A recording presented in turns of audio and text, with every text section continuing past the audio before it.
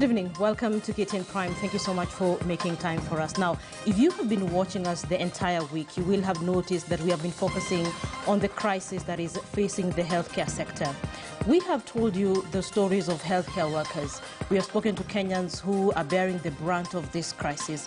We have tried to hold people accountable for you. We've tried to ask the questions that you would want to ask. And that continued coverage comes to an end today.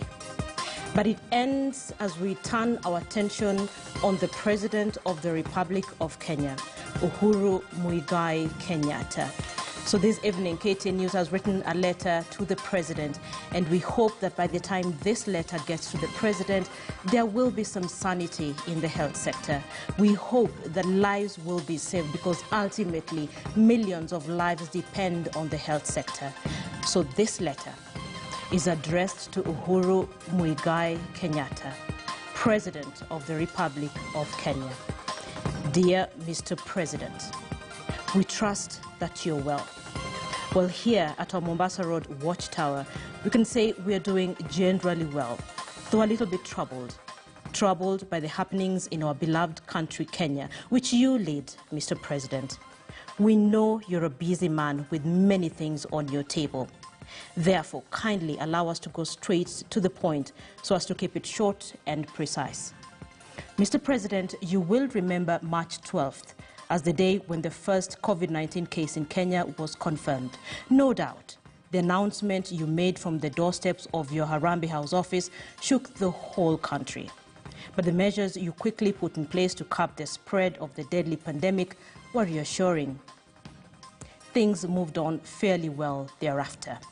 But as days went by, despite numerous reminders during the daily pandemic briefings, many Kenyans started dropping their guard, and we all know what happened after that. Mr. President, though it would appear that as some of us, ordinary folks, dropped our guard and went back to the normal, our leaders also did the same. And instead of focusing on critical matters, we got more engaged in other important but not so critical matters. Mr. President, we are sure that you do not just understand the turmoil going on in our country's health sector, but that you're doing something about it. But allow us to ask one simple but important question. How does it feel, Mr. President, seeing the country's frontline soldiers down their tools in the middle of such a tough and costly war as the one we are fighting currently?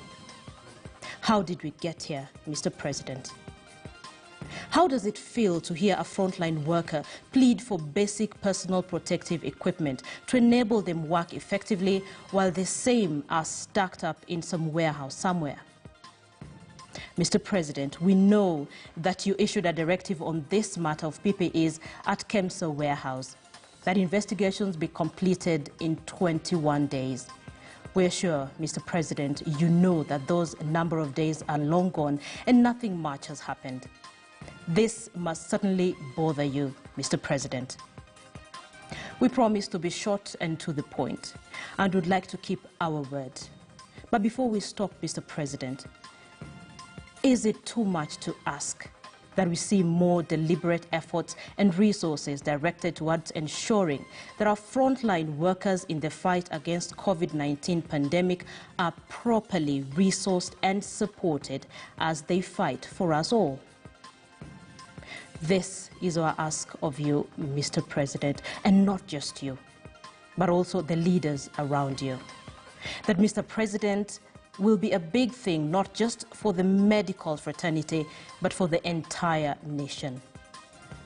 For your people, Mr. President.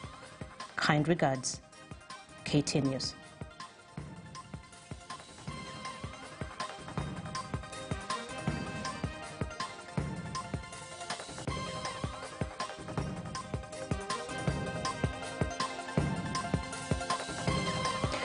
All right, we here at KTN News hope that when the President will get that letter, we will see some sanity return to the healthcare service, to the healthcare sector, because that sector essentially holds the lives of millions of Kenyans out here. And ultimately,